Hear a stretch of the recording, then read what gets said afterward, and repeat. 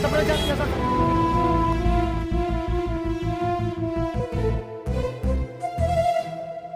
మనిషి శ్రేయస్సు కోరే బైబిలు మత పుస్తకమంటోన్న మత ఛాందసవాదులు.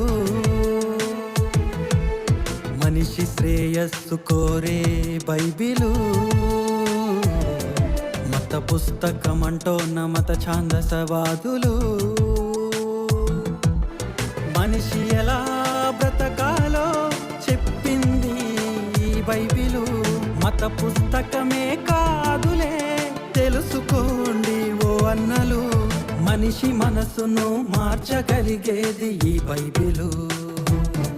మత పుస్తకమే కాదులే ఈ బైబిలు. మనిషి మనసును మార్చగలిగేది ఈ బైబిలు. మత పుస్తకమే కాదులే